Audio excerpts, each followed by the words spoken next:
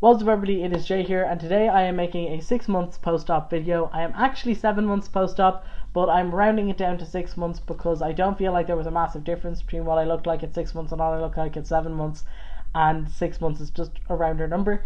This is also kind of going to be a review video for my top surgery, since I've reviewed binders, so like I feel like I should review the surgeon while I'm at it.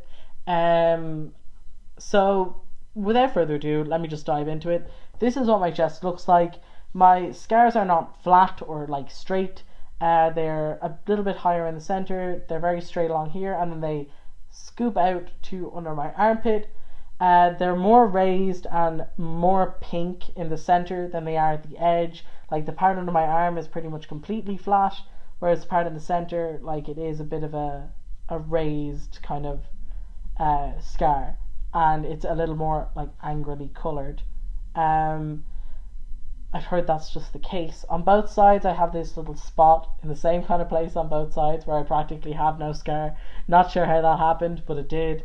There is like no I don't know, nothing about this chest is dislikable for me personally. I'm very happy with my results.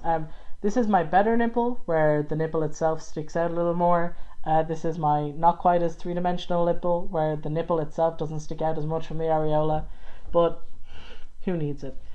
So that's what I look like. In terms of sensation, I can feel stuff. I'll put it that way. I can feel stuff. I'm just not totally sure what I can feel. Like, okay, I don't really feel a whole much running along the very raised bit of my scar. That's fairly negligible. But like, you definitely know you're touching it. But, you know, not the most intense sensation on earth. The flatter bit of the scar is like less sensational as well. You feel less over the flatter bit of my scar. As for the nipples, which tend to be what people are concerned about,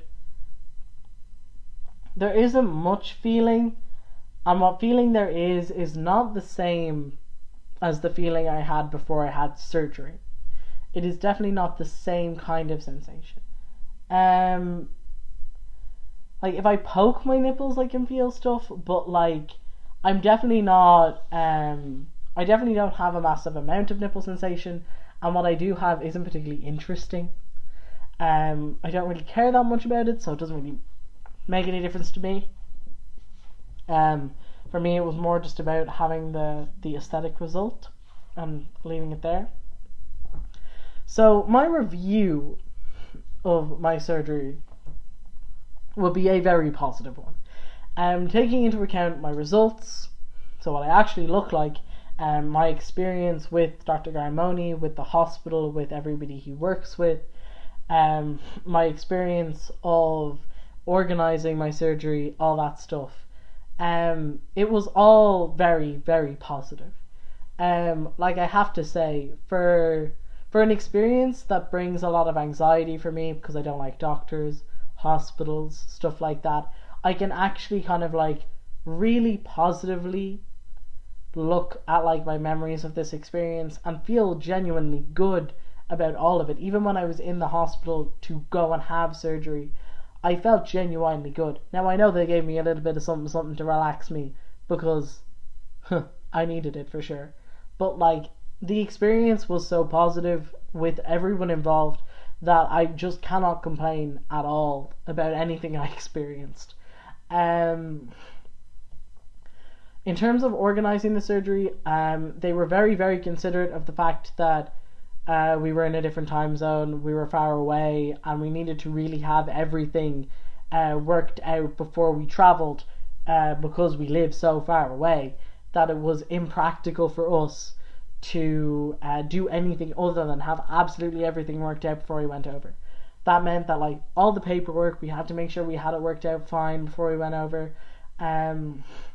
All of like stuff about getting referrals, getting GP clearance and stuff like that had to be all worked out as soon as possible. Like all of that stuff They were very considerate of the fact that had to be done and very helpful with that. Obviously, like in their reception, they have other patients that they have to deal with. So it's not like they were getting back to you immediately, but they were definitely getting back to you in a timely fashion and being as helpful as possible. In terms of when I went over and I was like getting pre-ops, getting post-ops and stuff like that, Dr. Garramone and the people who work in his office are lovely, very nice, very respectful, especially since like obviously at the pre-op appointment, like you have to be shirtless in front of a stranger effectively. That's weird. It's an unusual experience, but I definitely feel like I was made very at ease by Dr. Garramone. In terms of the information that you actually get before you have surgery, I also felt that was all very thorough. There was a lot of forms I had to fill out at my pre-op appointment, so that like excluding even the forms I had filled out in advance when I was booking surgery, which was quite a lot, there was even more information and forms to fill out at the pre-op appointment, which was the day before I had surgery. And like it had like step-by-step instructions about like every different like phase of recovery and stuff that was happening, and like details about all the different parts of the procedure and stuff like that. So they definitely give you no shortage of information. You should absolutely read all of it. I read all of it.